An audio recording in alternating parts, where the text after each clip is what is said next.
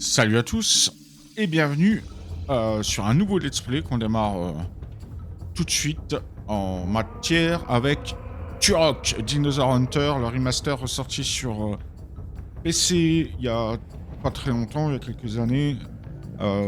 C'est une licence que j'adore parce que Turok est sorti au début de la Nintendo 64. Du coup, en 1997 et il faisait partie des jeux de lancement de la Nintendo 64, ce qui était assez incroyable à l'époque. Et c'est parti, on y va. Alors, Turok, c'est une étrangeté parce que c'est un FPS. Comme vous pouvez le voir, on pouvait nager et tout. À l'époque, c'était quand même assez... Ah, voilà, les collisions, c'est pas ça. À l'époque, c'était assez cool. C'était avant GoldenEye, hein, qu'on se le dise. Donc, voilà. Mais, comment dire, le full 3D, cette ambiance particulière et tout. Mais il garde encore des choses d'autres styles de jeu, comme par exemple les collectibles, là. Ça nous permet de gagner des vies.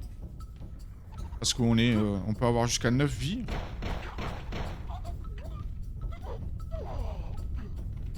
On peut avoir jusqu'à 9 vies dans Turok. Et il y a pas mal de sauts aussi. Alors, le saut, c'est quelque chose. La plateforme dans ce jeu qui est relativement incroyable. Puisqu'il y en a tout le temps. Et donc, on est vraiment sur une étrange combinaison. Et du gore. Et voilà, c'était du gore aussi. Du gore à gogo. Des secrets dans tous les sens. Les dinosaures.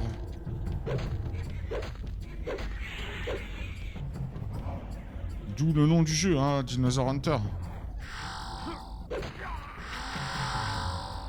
Et je joue en normal, hein, je sais pas si vous avez remarqué. Je joue en normal. Alors, clavier souris, c'est quand même nettement plus simple à jouer, hein. Par contre, la roue des armes...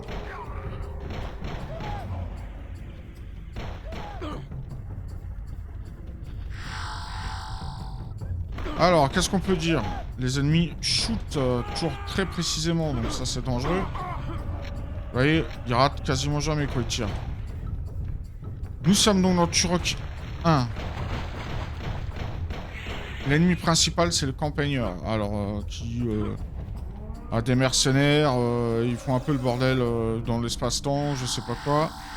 Et du coup, Turok, ici, qui est Talset, l'amérindien Talset, natif américain, je sais pas, vous l'appelez comme vous voulez. Bah ouais, qui doit empêcher le campagneur de faire sa campagne. Et pour ça, on doit parcourir le jeu et ses environnements. Récupérer des clés pour ouvrir chaque niveau. Alors voilà, parce que ici on est donc dans le premier level. On commence de but en blanc, mais en fait il y a des... Comment dire, il y a bien sûr d'autres niveaux avec des biomes différents. Comment on va là-dedans, je me rappelle plus. Ah oui, le truc du saut en diagonale. Ça permet d'aller plus loin. Bon, tant pis, je vais pas récupérer. Je vais pas le maxer, hein, évidemment. Mais bon, voilà. Donc, on trouve des mercenaires, des dinosaures, des extraterrestres, des monstres. Et des armes classiques et moins classiques. On a bien entendu l'arc.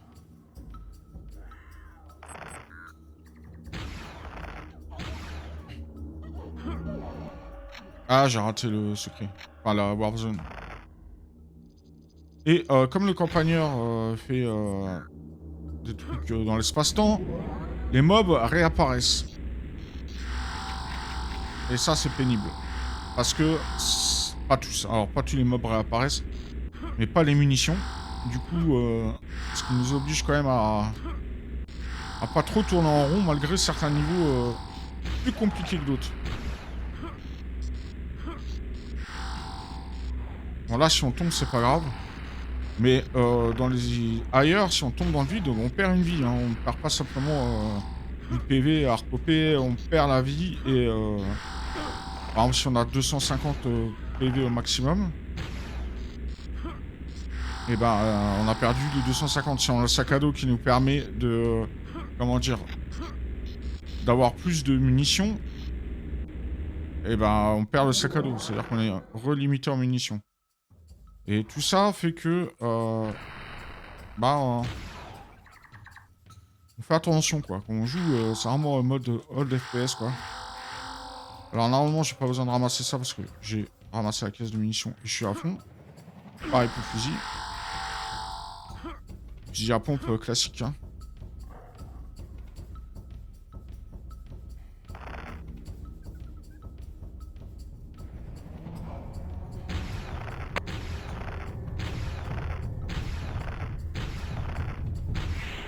Ouais, il faut quand même une paire de flèches pour tuer un raptor. Avec les balles, ça va plus vite. Et surtout qu'on a une centaine de balles. Ça va beaucoup mieux.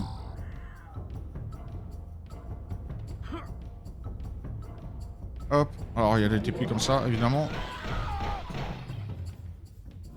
Il y a des secrets dans tous les sens. Alors, ce que je disais sur le fait de tomber, là, c'est un exemple, puisqu'on peut pas mourir ici. Mais ce qui nous prépare au saut futur. Et à l'époque, sur 64, c'était quand même assez...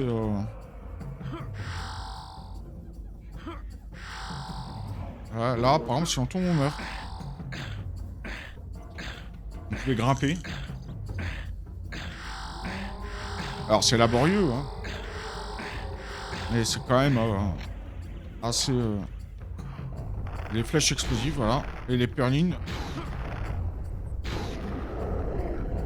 Qui sont des monstres récurrents dans la série Diablo. N'importe quoi dans la série Turok. Et voilà, quoi. Alors, moi, j'affectionne vraiment ce jeu de ouf, quoi. Parce que très nostalgique par rapport à ça. Et surtout que sa suite, Turok 2, ça a été un des jeux que j'ai le plus attendu dans ma vie, quoi. Mais un truc de dingue, quoi. Alors, il faut toujours surveiller en haut, en bas. Ouais. Voilà, les machins bleus qui apparaissent, là. Alors, je prétends pas que je ferai en mode walkthrough, c'est-à-dire avec tous les secrets. Ah bah oui, mais si je fonce... Ouais, quitte à se prendre des trucs, autant y aller franchement. Et alors, il y a de la plateforme, évidemment. Très difficile à juger, parce que dès qu'on arrête d'avancer, en fait, bah, le personnage, il s'arrête. Il n'y a pas d'inertie, quoi. Dans le saut. Ouais. Voilà. Et c'est un coup à prendre, hein, quand même. Hein. J'ai raté une paire de sauts, parce que je l'ai refait avant d'enregistrer. Il n'est pas très long, en vérité.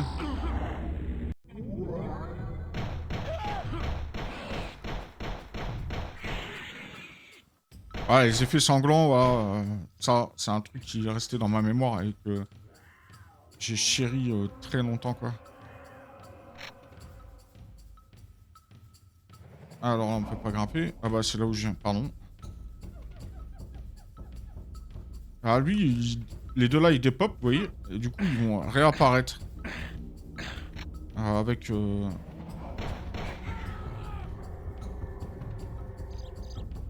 une sauvegarde. Ah oui, bah évidemment. Alors, il y avait une distance d'affichage beaucoup moins élevée sur le jeu original, hein, sur Turok Dinosaur Hunter sur Nintendo 64. Donc la sauvegarde, ouais, on va sauvegarder. On écrase la sauvegarde que j'ai terminé le jeu la dernière fois, quand j'ai été tué depuis ma gêne.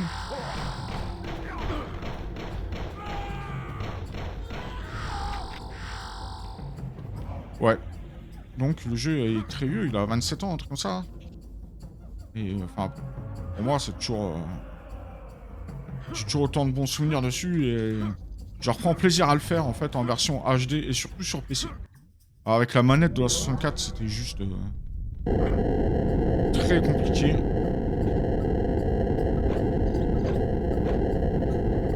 Ah ouais, l'audio qui casse les oreilles, hein, c'est fait exprès. Hein.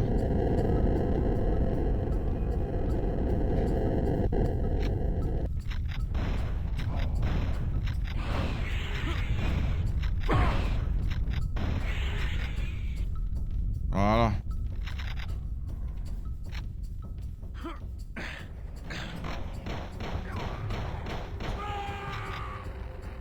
Alors, il faut trouver des clés. Alors, je vous montre un peu. Chaque niveau, bon, le premier, il y en a 6. Chaque niveau a 3 clés et une pièce du chronoceptre. Chronoceptor dans sa version originale, qui est une arme ultime pour comment dire, battre plus facilement le boss de fin, mais il est jouable. Hein. Je l'ai déjà fait ça, ouais. Voilà, en fait, il n'y en a pas 36, en fait, on apparaît toujours dans les mêmes...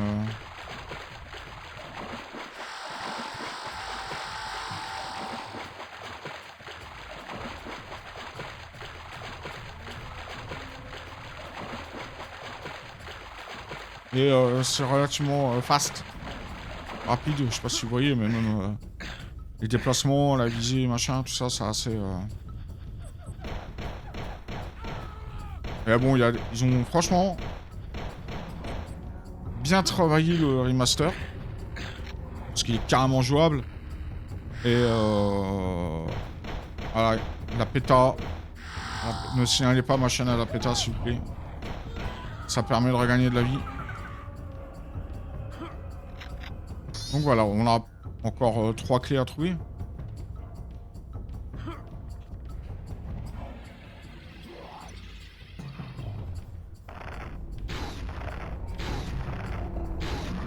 Et ils ont rajouté du coup des petits effets comme l'occlusion ambiante du soleil et tout ça. Et c'est super sympa. Alors évidemment, on est à l'ancienne, c'est-à-dire qu'on trouve des munitions. Parfois, les ennemis lâchent des munitions, mais c'est quand même assez rare.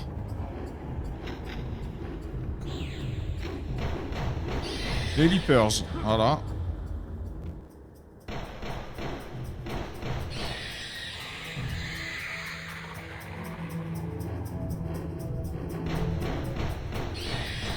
Alors, toutes les grottes se ressemblent, il n'y a aucune... On est au début de l'ère de la 64. La maîtrise de la console est absolument pas atteinte.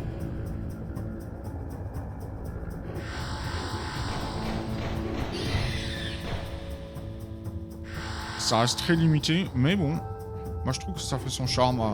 Et à l'époque, c'était extraordinaire, quoi.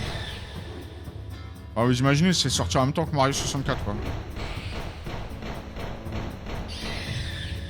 Par contre, j'ai presque plus de balles de pistolet. Donc...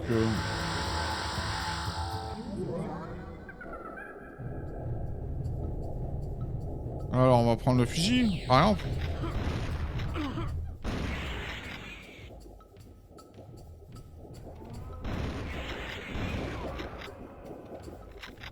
Et là, on a le mode invincibilité.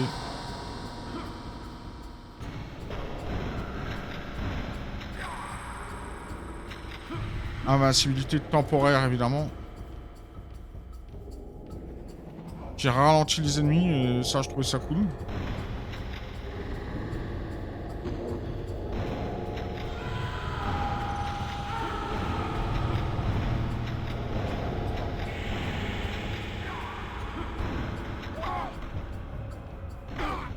Ce qui nous a permis de faire un petit ménage sympa. Alors, je sais pas si je l'ai eu là-bas en haut. Hein.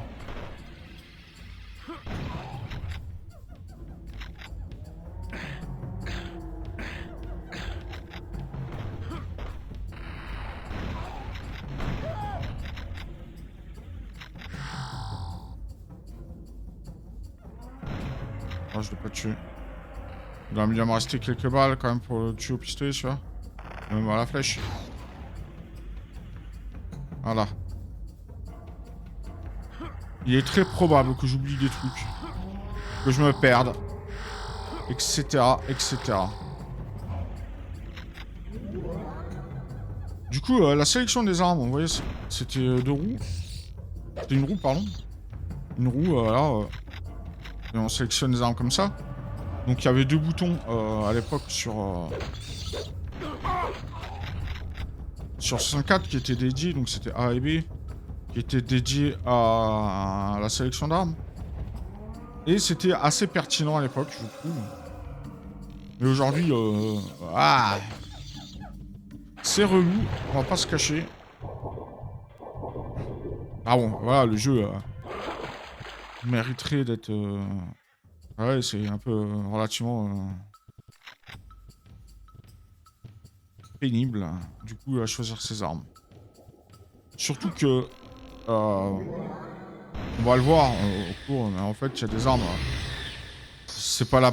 Elles sont inutiles. En fait, ça aurait pu être un mode de tir secondaire ou une amélioration d'une arme qui existe déjà, parce qu'une fois qu'on les a, on n'utilise plus les autres. Donc, du coup, voilà. Donc sur l'eau, on pouvait pas utiliser les armes, donc ça c'était assez réaliste entre guillemets.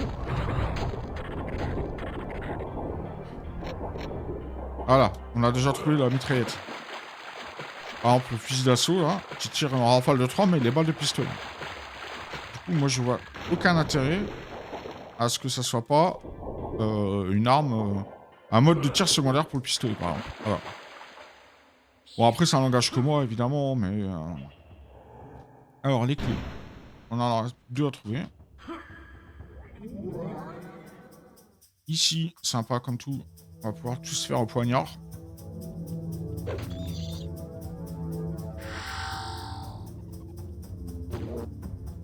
Alors évidemment, le premier niveau est relativement simple. Hein.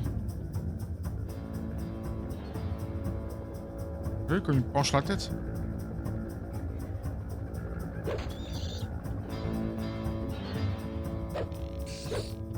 Et la musique, c'est la musique de la version PC qui est sortie à l'époque, donc une version qualité CD. Parce que la Nintendo 64, du fait de son support cartouche, était quand même pas réputée pour avoir des BO extraordinaires. Voilà, on a trouvé la première pièce du Chrono 7. Et il y en a une, du coup, dans chaque niveau pour débloquer l'arme ultime. Voilà. Qui n'est pas rechargeable, hein, qui a 2 ou 3 munitions. Et on peut pas recharger l'arme, hein, c'est... vas-y, fais comme... Hop, plus qu'une clé. Vous allez comprendre pourquoi on a des clés comme ça.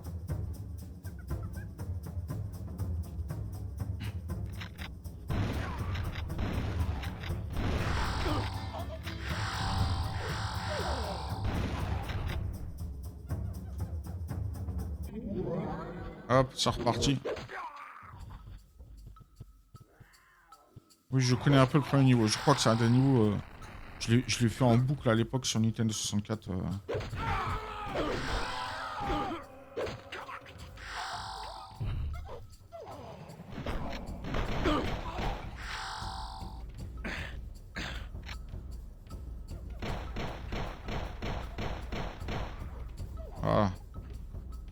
Faut pas hésiter à pré-shoot les ennemis.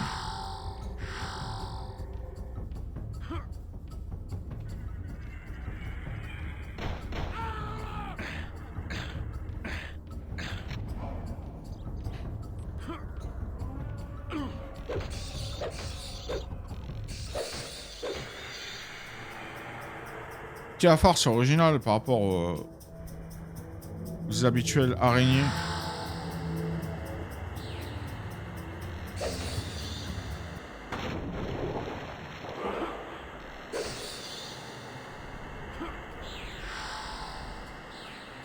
Voilà, voilà.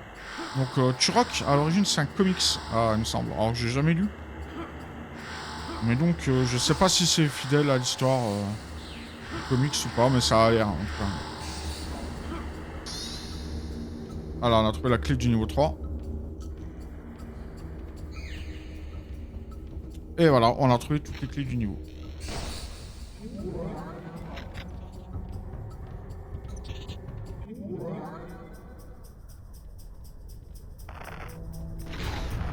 Un Perline avec un canon. Et il m'a touché, enfoiré. Et là, on arrive, donc c'est le hub. Ce que je vous expliquais la dernière fois. Enfin, tout à l'heure, même. On arrive au hub. Et le hub, voilà, on a un portail pour chaque niveau. Et on revient ici, entre chaque niveau. Il n'y a rien d'autre à faire que de choisir son niveau. Retourner dans les précédents. C'est pas très utile. Donc là, on sauvegarde, par principe. Voilà, on a terminé le niveau 1, on a tout trouvé. Et il faut aller placer les clés, du coup... Pardon. Il faut aller placer les clés dans chaque niveau. Niveau 7, niveau 2, niveau 6, niveau 3. Donc là, c'est niveau 5, voilà. Niveau 7. Et là, le dernier, la confrontation finale, le niveau 8. Et bah voilà, 20 minutes à peu près pour terminer le premier niveau. Et bah moi, je vous dis à plus tard et on se retrouve pour le second niveau. Ciao!